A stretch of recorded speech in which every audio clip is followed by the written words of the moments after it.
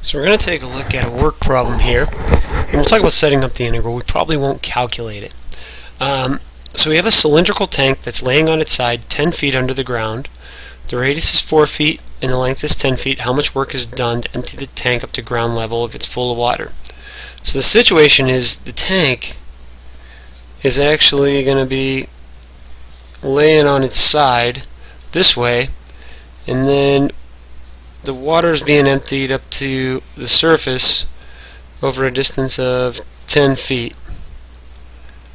So let's talk about doing this via slicing. So what I'm going to do is I'm going to make a slice in here, so kind of give it 3 dimensions so you can kind of see, because I want to do a slice where the force is essentially constant.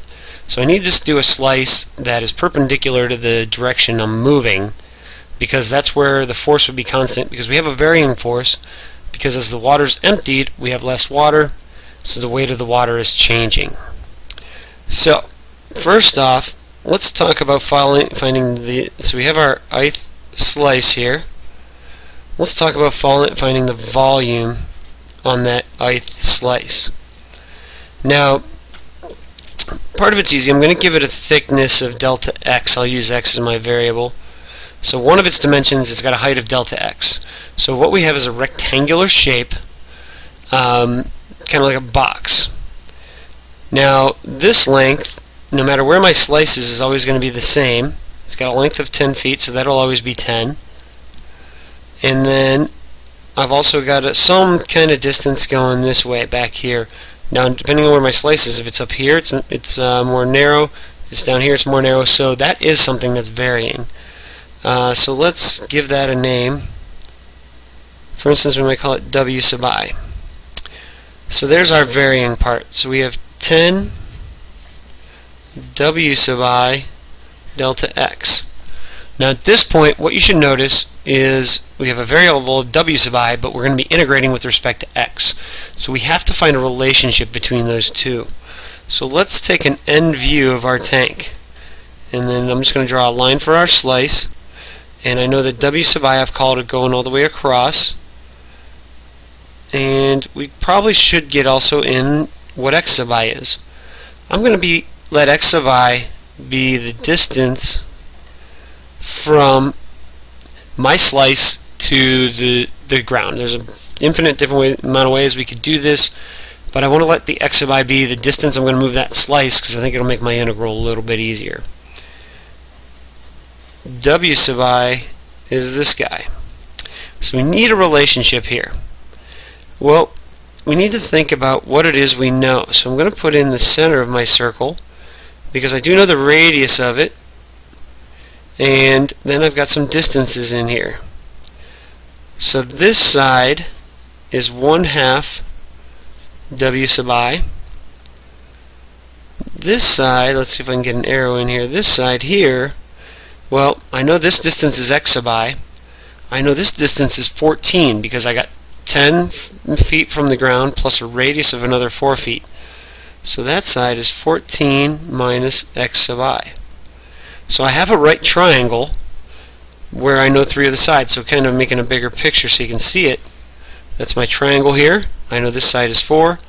I know this side is 1/2 W sub I. And I know this side is 14 minus x sub I. So I've got the Pythagorean Theorem here. So I have 14 minus x sub I squared plus 1/2 W sub I squared equals 4 squared. And now what I wanted to do was sub out W and sub in x sub I. So I'm going to move this to the other side, and I do want to square both of these. So I have 1/4 W sub I squared equals 16 minus 14 minus x sub I, the quantity squared. I'm not going to worry about multiplying this out right now. I'll take care of it in my integral. Last thing I got to do is I got to multiply through by 4 and then take the square root, or actually we could go ahead and take the square root now. Let's square root both sides. So I get 1/2 W sub I equals square root of 16 minus 14 minus x sub I the quantity squared. Or w sub I equals 2 times the square root of 16 minus 14 minus x sub I, the quantity squared. So there's the substitution I'm going to make for my w sub I. So now I have v sub I is equal to 10 times 2 times the square root of 16 minus 14 minus x sub I squared delta x. Now what I want to look for next is what is the force on the ith slice. So basically I have a basically when I multiply this by the density, I will have a force, because we're talking about water, but if we notice the units that we're in feet, and water has a density of 62.4 pounds per foot cubed. So what I'm going to do is I'm going to multiply this by my delta. I'm just going to call it delta for now. We could sub that in later. Times 20 times 16 minus 14 minus x sub I, the quantity squared delta x. So now I have the force on my ith slice. The next step is to turn that force into work. Now I'm just talking about the ith slice. So I have delta times 20. We did not need to multiply in gravity by this one because the units that we're in, this delta will already turn it into a force, times the square root of 16 minus 14 minus x sub I squared, and then we got to multiply by the distance it's getting moved. I'll put my delta x in, we can rearrange it later. Because of the way I label my diagram, x sub I is the distance that it's being moved, so times x sub I. So I've got the work for the ith slice. I can now set up my integral. So I've got delta and 20, those can be pulled out of the integral because they're constants.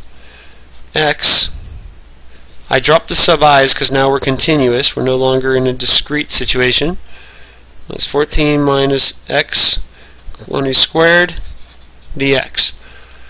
The only other thing we have to consider is what our variables are going to be. So we need to think about how x varies. So we're integrating over x, and notice that it's going to, each slice is going to have to either go 10 feet to 18 feet. So that's our x here. So my limits are going to have to be 10 to 18. And so there's the integral that will calculate this. And when we're all done, the units are going to be foot-pounds. I'm going to leave it up to you guys to calculate the definite integral. It's actually not a bad integral. What you could actually use a substitution to take care of the x's and make it a little bit easier to deal with. So that's how we could set that one up.